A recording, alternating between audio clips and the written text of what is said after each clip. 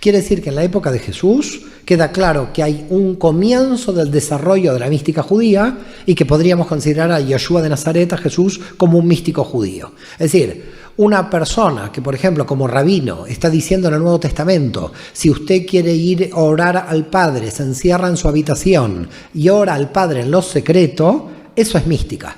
Porque la mística lo que trata de hacer, a diferencia de la estructura religiosa, no es gregaria, es individual. La mística busca la conexión del alma con Dios en forma directa. Esa es la base de la mística.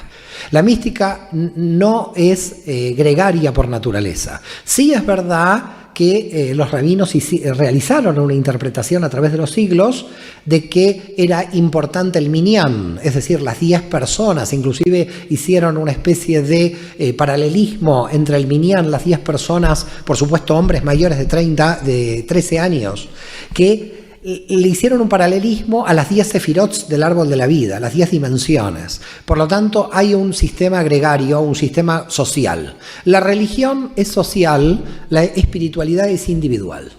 Y por lo tanto, cuando un místico está trabajando en temas espirituales, el místico se está conectando con Dios en forma directa. Se está conectando desde su alma a Dios y no necesita de la congregación. El místico no necesita de la comunidad.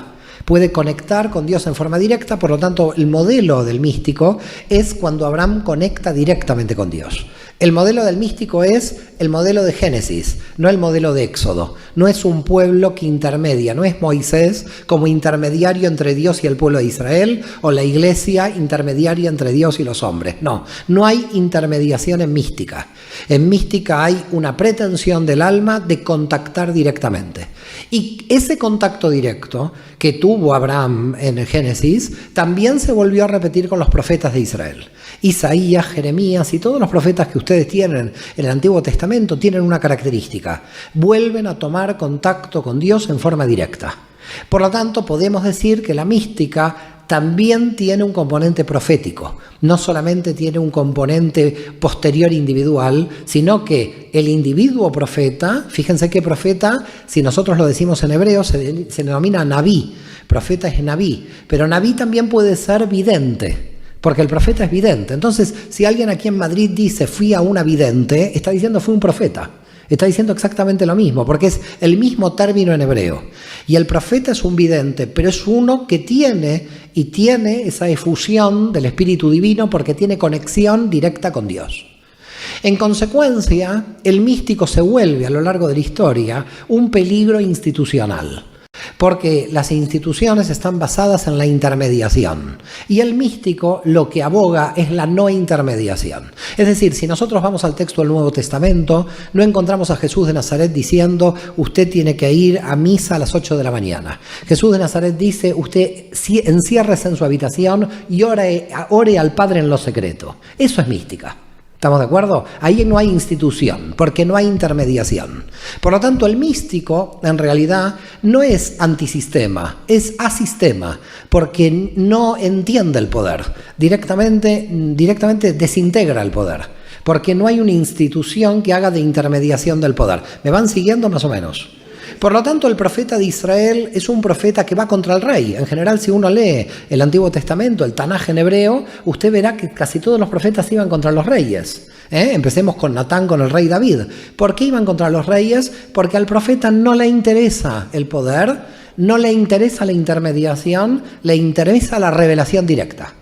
Por lo tanto, estamos en una cuestión de revelación directa y no en una cuestión de revelación por intermediación. Revelación por intermediación es que el intermediario toma el poder de revelación y dice, Dios dice lo que digo yo.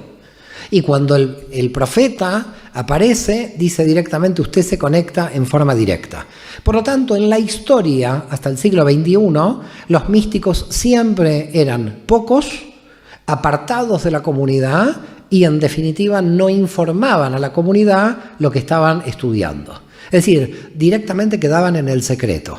Y la base del secreto de la Kabbalah o de la mística general no es solamente porque no se podía comprender desde el punto de vista intelectual lo que el místico explicaba, sino porque tenían miedo de morir y ser perseguidos por las autoridades. Por eso se volvió secreta. La Cábala se volvió secreta porque las propias autoridades podían perseguir a aquellos que estaban estudiando Cábala. Por lo tanto, el secretismo de la mística no es una cuestión solamente estructural de los temas tan avanzados que tiene la mística, sino que los místicos también decían, entre que no nos van a entender, después nos van a quemar. Por lo tanto, ya no tiene sentido ni explicarlo. Y por lo tanto, durante siglos, y podemos decir hasta fines del siglo XX, los místicos, por lo menos judíos, y yo creo que esto pasó en casi todas las religiones, se mantuvieron en cierto modo apartados de todas sus propias congregaciones. De hecho, en las propias congregaciones no se conocía ni la existencia de ese místico judío.